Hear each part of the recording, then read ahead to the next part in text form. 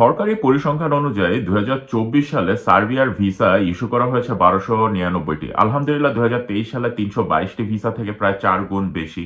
কিন্তু দেশের সব এজেন্সি প্লাস এলাকার চাচাতো মামাতো খালাতো মধ্যস্থতাকারীর কাছে আনুমানিক পাসপোর্ট জমা আছে প্রায় 20,000 প্লাস।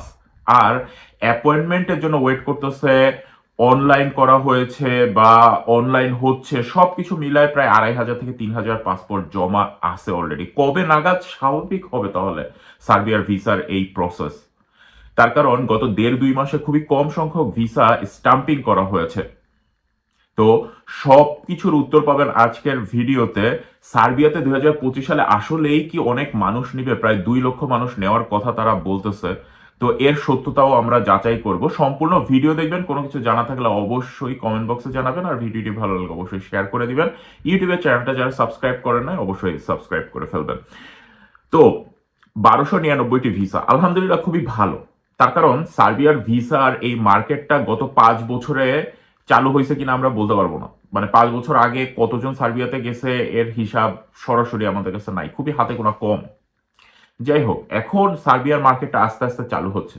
গত বছর তারা প্রায় 1 লক্ষ বিদেশি শ্রমিক নেওয়ার কথা বলেছিল, কিন্তু যদি তাদের সরকারি হিসাব দেখেন, ডিসেম্বরের 2 তারিখে যেই হিসাবটা আমরা পেয়েছি, যে পুরো 1 বছরে আপনার প্রায় 34,149টি, আমরা ধরি প্রায় 34,000 মতো ওয়ার্ক পারমিট তারা ইস্যু করেছে। যেখানে 1 লক্ষ নেওয়ার কথা ছিল, সেখানে 34,000 ইস্যু করছে। আলহামদুলিল্লাহ ভালো। এর মধ্যে বাংলাদেশের কতজন তার হিসাব নাই, কিন্তু সরকারিভাবে যে হিসাব 1299 জন, অর্থাৎ 1300 লোক সেখানে গিয়েছে। তার মধ্যে ধরেন প্রচুর পরিমাণে রাশিয়ান আছে, ইউক্রেনিয়ান আছে, তার কারণ তাদের ভাষাগত কিছু সুযোগ সুবিধা আছে, নেপালি আছে অনেক, ইন্ডিয়ান আছে, মরক্কান আছে, ইজিপ্টের আছে, অনেক দেশ আছে। কিন্তু বাংলাদেশ কিন্তু খুবই কম পরিমাণে। চাইনিজ অনেক লোকও কিন্তু আপনার সার্বিয়াতে যায়, বিভিন্ন বিজনেস তারা করে। বাংলাদেশিদের সংখ্যা কম। তাহলে কি বাংলাদেশিরা মানে যত গর্জে তত বর্ষে না? না, বাংলাদেশিরা যাচ্ছে, মার্কেটটা ওপেন হচ্ছে, সামনের বছর আরো বেশি যাবে। কিন্তু আমাদের সারা বছর সার্বিয়া যে পরিমাণ হাইপে ছিল, টপ চার্ট নাম্বার 1-এ ছিল বিদেশে ইউরোপে ঢোকার ক্ষেত্রে, আসলে সত্যটা সেরকম না। আপনি শুধু চিন্তা করেন, এর মার্কেট তো সেই ইটালির মতো হয়ে যাচ্ছে। 20,000 22,000 পাসপোর্ট জমা নিছে কোম্পানি, এতগুলো ওয়ার্ক পারমিট কি ইস্যু করা সম্ভব? তার মধ্যে আবার দেখেন, যদি প্রায় 2,500 3,000 অনলাইনের জন্য বসে থাকে। আমরা জানি যে ডিসেম্বর মাসে কাজ খুবই কম হয়। তো ইউরোপের সবগুলা ইউরোপিয়ান কান্ট্রির কাজ কিন্তু খুবই কম হয়। তার কারণ নভেম্বর মাসে ইভেন সার্বিয়া থেকে প্রায় 3,000-এর মতো ওয়ার্ক পারমিট আপনার ইস্যু করা হয়েছে, মানে ফিনিশ হয়ে গেছে, সলভ হয়ে গেছে। তো নভেম্বরেই সব থেকে, সারা বছরের সব থেকে বেশি কাজ হচ্ছে নভেম্বরে। তার কারণ ডিসেম্বরে তারা ছুটিতে চলে যায়। জানুয়ারির প্রায় 10 তারিখ পর্যন্ত দেখা যায় অনেকে ছুটি ছাটা কাটায়। আমি নিজেও ছুটিতে ছিলাম রোমানিয়া, আপনারাও দেখছেন। তো জিনিসটা এরকম। আমরা আশা করতেছি যে গতকাল অর্থাৎ সোমবার থেকে মোটামুটি আপনার সার্বিয়ার এইখানকার পরিস্থিতি, অনলাইন ভেরিফিকেশন, হ্যান ত্যান সবকিছুর পরিস্থিতি মোটামুটি স্বাভাবিকের দিকে যাচ্ছে। তো এই সপ্তাহ, আগামী সপ্তাহ, তারপরের সপ্তাহ থেকে আপনারা দেখবেন ভিসা পাওয়ার অর্থাৎ স্টাম্পিং এর রেটটা বেড়ে যাবে। তো এটা আমাদের কাছে যতটুকু আমাদের নিউজ আছে, আলহামদুলিল্লাহ ভালো। কিন্তু এখন বিষয় হলো, 2025 সালে তারা একটা ঘোষণা দিয়েছিল প্রায় 2 লক্ষের কাছাকাছি তারা বিদেশি শ্রমিক নিবে। এর সত্যতা কত? দেখেন, 2024 সালে দেখা গেছে যে 34,000 ওয়ার্ক পারমিট তারা ইস্যু করছে। এটা কখনোই 2025-এ এসে তার 3-4 গুণ বেড়ে যাবে না।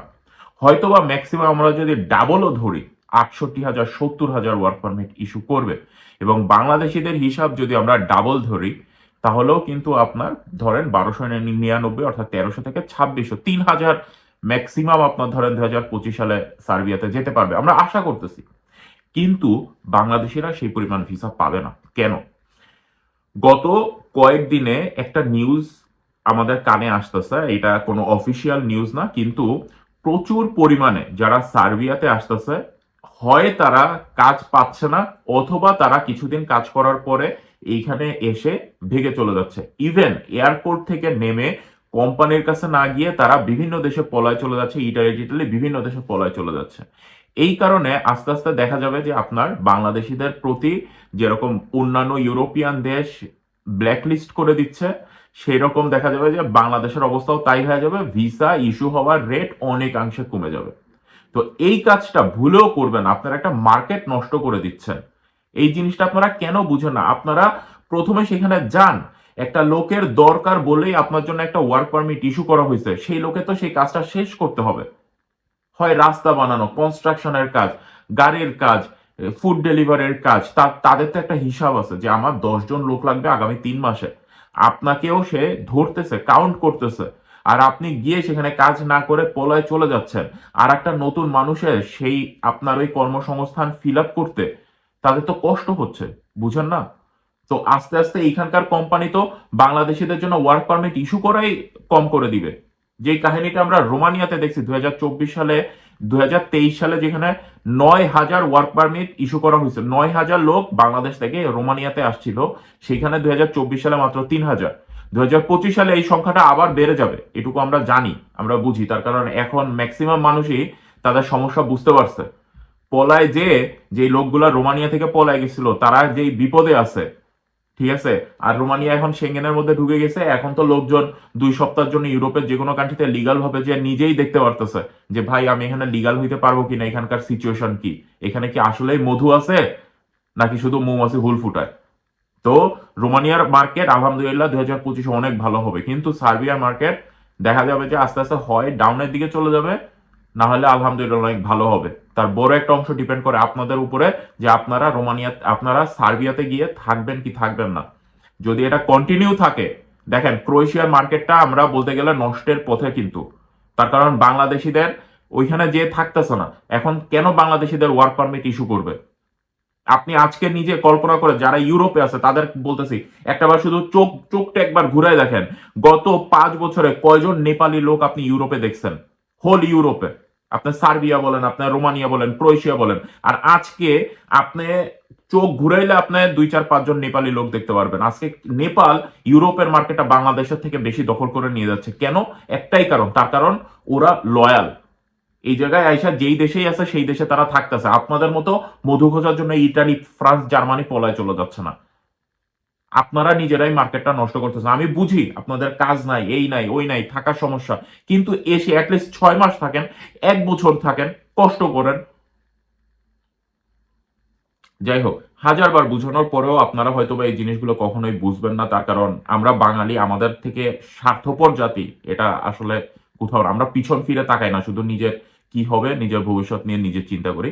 যাই হোক, ব্যাপার না, তারপরেও আপনাদের উদ্দেশ্য বলবো যে আশা করি আপনার এই সপ্তাহ, আগামী সপ্তাহ থেকে মোটামুটি একটু হইলেও স্বাভাবিক হবে, স্টাম্পিং একটু বাড়বে। আর অন্যান্য যে নিউজগুলো আপনাদেরকে বললাম যে যত বর্ষে তত গর্জে না, বা যত গর্জে তত বর্ষে না, সরি। তো সার্বিয়াতে এই পরিমাণ ভিসা ইস্যু হয় না যে পরিমাণ কাগজ আপনারা জমা দিয়ে বসে আছেন। আপনাদের উদ্দেশ্যে শুধু বলবো যে প্রচুর পরিমাণ ফ্রড, ফেক ওয়ার্ক পারমিট, জাল কাগজ, ভিসা হয়ে গেছে এরকম বলে আপনাদের কাছ থেকে টাকা নিচ্ছে সার্বিয়ার ভিসার ক্ষেত্রে। তার কারণ অনেক কিছু অনলাইনে করা যায়, ফিজিক্যালি আপনাদের যাওয়া লাগে না। তো এই ব্যাপারে প্রতারণাও সব থেকে বেশি হয়। সাবধান থাকবেন, চেনা পরিচিত এবং জেনে বুঝে শুনে টাকা লেনদেন করবেন। এবং যারা আপনাদেরকে দেখা যাবে যে অ্যাটলিস্ট মানে পরিচিত লোক ছাড়া ডিলিং করতে যায় না, আগে পরে লোক পাঠাইছে এরকম এজেন্সি দেখে, তাদের লাইসেন্স দেখে, তাদের আরএল নাম্বার দেখে, সবকিছু দেখে তারপরে হইলো গিয়ে আপনারা কাজ শুরু করবেন। তো আশা করি আমার ভিডিওর অর্থটা আপনারা বুঝতে পারছেন। মার্কেটটা আমরা নিজেরাই নষ্ট করতেছি, এটা কখনোই হওয়া উচিত না। ভালো থাকবেন সবাই, ভুল ত্রুটি হলে ক্ষমা করবেন, কোনো কিছু জানার থাকলে অবশ্যই কমেন্ট বক্সে জানাবেন। আজকের মতো বিদায় নিচ্ছি, আল্লাহ হাফেজ, আসসালামু আলাইকুম।